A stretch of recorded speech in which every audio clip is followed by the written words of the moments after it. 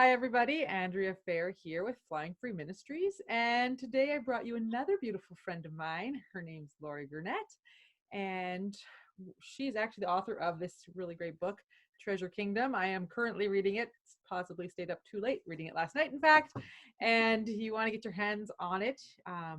It actually does have grief themes in it also. So if you want to learn a bit about grief, but maybe don't want to pick up a heavy book, you can pick up something that will lead you on an amazing journey and connect you back to Lorie.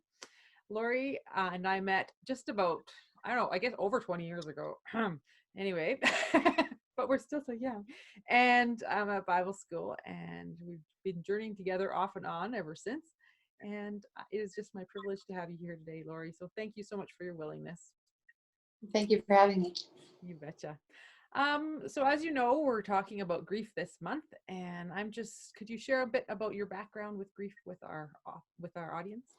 Um, sure. I guess in a nutshell, I guess my grief journey actually started way back when I was 14, when my grandpa passed away, and also learning different ways to deal with that and the loss of the family pet at the same time. I was closer to the pet than I was to my grandpa. So I kind of went through a phase where I beat myself up for grieving the dog over more than grieving my grandpa, which kind of sent me on a kind of a bit of a spiral for a while on questioning my motives, questioning who I was, all of that kind of stuff. Long story short, it kind of got better after a while. It kind of fizzled into the background, and then hit me hard in 2018 with the death of several family members and friends as well, and a pet in there too. So yeah, that was a rough year. So that's kind of been my journey so far. Right. Yeah. um, so I'm curious about. I know for myself, what I was taught about grief as a kid versus what I experienced as an adult were so different, and I'm curious if that is your story also, and if you could give us maybe an example of what grief looked like in childhood versus now. Oh, definitely. Well, grief as a child was very foreign to me. I didn't lose a lot of people who were close to me. Then again, I didn't keep a lot of people close to me. And I guess going back to like when my grandpa died and when the dog died, grief for me back then was you cry for maybe half an hour and then you get over it and you just move on, and it's never talked about again. And that was kind of how I dealt with it. And I grew up with my relationships that way too, out of sight, out of mind kind of thing. If they weren't there, they just weren't there anymore.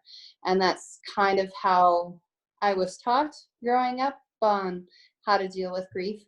When it hit me in 2018, all of the things from before hit me like a wave as well, because I remember when my grandpa died, I was only 14, and I was not a believer at the time.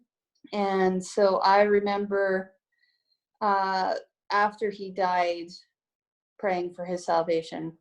And I know now that that is backwards. But that's how I dealt with it back then. And in 2018, well, I guess it would have started in February of 2018 with the death of my father-in-law, who died of dementia and lung fibrosis. And then 3 months later, my dad died of lung cancer. And within about a month or 3 weeks to a month, a father figure from my church passed away, also with lung fibrosis. And sometime in there, my ferret died. my pet ferret died, which we had had for 6 years. And then in the summer, we had an aunt die, also of lung fibrosis. And trying to, through all the chaos of that, I took on the role of I can't grieve because I have to be the strong person in the family. I have to be strong for my kids. I have to be strong for my husband. Most of the family members, other than my dad, who had passed away, were on his side of the family. And his way of dealing with grief is very different than mine. And so I felt that I had to be the strong one. I had to be the one who kind of held everything together. I had to be the shoulder for everybody else to cry on. I had to be the one who maintained the home, encouraged the kids, and be there for my husband to hold and hug and remind him that he is not grieving alone. And I guess I didn't allow myself to grieve until it would have been my 41st birthday. Because birthdays are just another day for me, because I don't normally have a good birthday. So I just try to ignore my birthday. And I remember it hit me like a wave. I was sitting at the kitchen table and I just started bawling and I couldn't stop. And I remember my husband Merv coming to me and he just held my hand and he said, "It's okay to cry. You need to allow the tears to heal you." And I told him I wasn't quite sure why I was crying. And then I realized that last year was my 40th birthday, which would have been 2017. And my parents drove up and surprised me on my birthday. And when I turned 41, it hit me that that would have been the last birthday I'd have with my dad. Sorry. No, sorry, love. And so I learned that it's okay to cry, because my dad was a very huge part of my life. I was very close to my dad, so when I lost him, it was a lot harder than I thought it would be. So yeah, I hope that answers the question. Definitely. Yeah. It's the journey from kind of just pretending you're over it quickly, or to the transition of like, I'll help everybody else because I don't want to, or I can't face what's happening inside of me, and then the reality of, okay, now I have to because it's coming out no matter what. And I'm so Yeah. glad that Merv was able to be there in that moment. And I totally get, yeah, grief waves are just, they definitely can, you don't even know necessarily why they started up, and then they hit hard. So thank you so much for sharing. And I am so sorry for your loss. That is tremendous amount of suffering you've been through. So as you've continued forward in your journey, do you have different ways that help you when grief waves hit, and what are those strategies like for you? Oh, definitely. When I have a grief wave hit me, I try to focus on the positive. So when I feel, especially with my dad, when I feel the loss of him not being there, the loss that I can't just call him up and ask him to help me with my computer or anything like that, I try to remember the good times. I focus on how he used to try to buck me off as a bucking bronco when I was a kid. His teasing sense of humor, how he poured his heart and soul into everything that he did. He lived the concept of never giving up, and to put everything in what he's focused on. And I've discovered I do the same thing. And I'm very much like my dad, even somewhat with the temper issue too. Okay. But when a grief wave hits me, I just try to remember those positive lessons that he carried on to me. And that reminds me that even though we didn't always see eye to eye in our faith journey and we didn't agree on everything, he was always my biggest supporter and taught me that if I believe in it, it's worth fighting for. Hmm. And so I try to focus on those concepts and trust that he's still cheering me on. And those memories are always strong. Yeah, there's not always positive memories, but I try to focus on the positive ones to remind me that my dad did love me, and he was the perfect dad for me. That's right. Yay. Good. I thank you for pointing that out. That is a good reminder of what to do when a grief wave hits, that you do have options within that wave. Because I know there's been times when I'm like, I think I might drown this time. This is the one I drowned with, and then there's, as slowly eventually as you gain more tools, that it's like, okay, no, I am able to focus on, I can still focus my thoughts. Um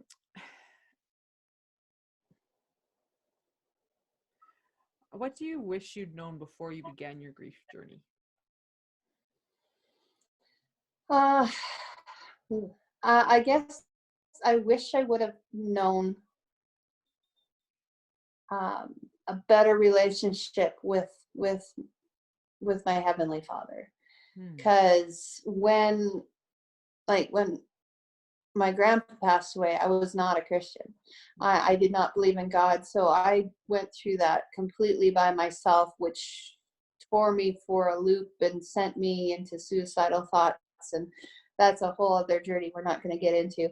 Um, and knowing the lessons that I've learned, even from my dad, um, I didn't have those at the start of all of this. Hmm. And so just knowing the truth of my heavenly Father and how he loves me and how his thoughts of me outweigh the grains of sand in the world, and to know that no matter where I am, God is always with me. If I would have known those when I was younger, um, I know I would be a lot stronger now than I was at the beginning of all of this. Hmm. Wow, that's powerful. Yeah, just to the awareness of the, and it's interesting that you journeyed through grief with and without him. Like with, I mean, um, what a different experience. And that the first one, yeah, even led to suicidal thoughts. I think that a different interview that I had done, the lady was talking about how her depression and her anxiety had grief components. Like she didn't even get that till later in life. And I know for myself that I definitely headed into the suicidal thought department, and that was even though I had a relationship with God. And so I can see how even more so without it would be, I wouldn't have made it without God for sure. So yeah, always important to connect with him. So when you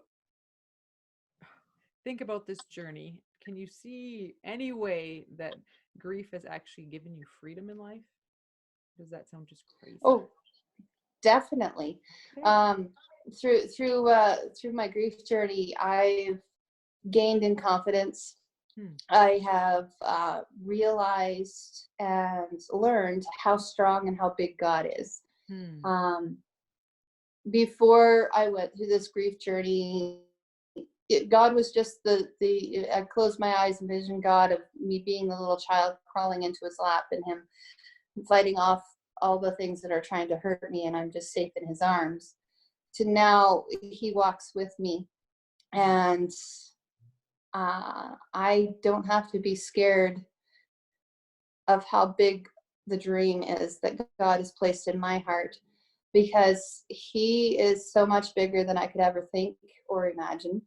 And just through this grief journey, I've learned that there's nothing that God can't do. Nothing is impossible with him. Mhm. And as much as what's ahead of me is terrifying me, um, he is providing me enough clarity to take my next step forward. And I am not allowed to give up because God won't let me. There's been many times in the occasional day where it's like, okay, I'm just spending the day in bed. But God's like, nope, you're getting up at 7, you're gonna do this, and I'm with you, and I'm walking with you. Some days I get more done than others, but I know that I can look at it and say, okay, I didn't get as much done as I wanted to today, but I did get something done, That's and right. I can celebrate that. And so through my grief journey, I've learned that celebrate the small things, and the big things will blow your mind. Wow, that's beautiful. I keep hearing you say never give up, and that is definitely a theme in this book. So if you're struggling with all the stuff of COVID and even just the grief that is a part of that journey for us, and you need a reminder, this is a great book for just. I'm like, as I was reading last night, I'm like, man, I'm gonna remember this phrase. Like, it's gonna start popping up in my brain, and I love that that is something that you've discovered, a freedom you discovered, that I have the freedom to never give up. I guess you always thought it's an option, I can give up. It's like, actually, it's maybe it's more freeing to know that we don't get to give up, that there is one who walks with us, that enables us to continue till we're done. And I know, yeah, in my grief journey too, there's the desire, there's pieces of you that are like, I'm done, I'm not doing this anymore. And then there's the reality of knowing that no, my time isn't up, therefore I want to fully walk out what he's given me to do. Wow. So as we wrap up here today, is there anything you'd like to share with those who are aching right now? Yeah, if whenever you get to those dark points in your life, just remember that you're not there alone. God is carrying you, and you have a heavenly Father in heaven who's created you uniquely, and you have so many gifts. And yeah, just never give up, because there's other people who are looking to you, and you may not realize it, but there are people who are learning from you. Mhm. And if you choose each day to get out of bed, that's a success. Mhm. And God is helping you even through that. He won't give up on you, and God never changes. So that's the incredible part of it. Yeah. And yeah, if you ever want to reach out to me, like, I believe in you too. That's right. Oh, yep, she sure does. She has been such an encouragement to me in my own journey. Lorie, thank you so much for your vulnerability and your honesty, and just your beauty, your beautiful, courageous warrior that you are. I love you, and I'm so thankful you're in my life. And you guys really do want to get to know Lorie. She will encourage you, whether you want her to or not. She will lift you up. So that is her gift. And I just wanted to remind you of the other interviews that we're doing this month, and to hop on to my Facebook author page and enjoy those. There's a link above this that you can click on to sign up to get all of them in an email, so that you don't have to try to find them again once you lose them. And I also wanted to let you know that on Thursday, May 14th, I'm going to be having a Freedom to Grieve workshop, and we're going to be talking about how to ride the waves, the grief waves. And I'll share some more of my story there, as well as we'll talk about 3 different principles that we can use to survive those grief waves. And yeah, do some coaching with the group that shows up for that event. Lorie, thank you so much. Make sure you connect with Lorie through Facebook, Lorie Gurnett. I'll have that also in the link above, and or above this anyways. And also you want to check out her book on Amazon. And thank you so much, Lorie. We look forward to hearing more from you in the future, and blessings on you and yours today. Thank you, Andrea.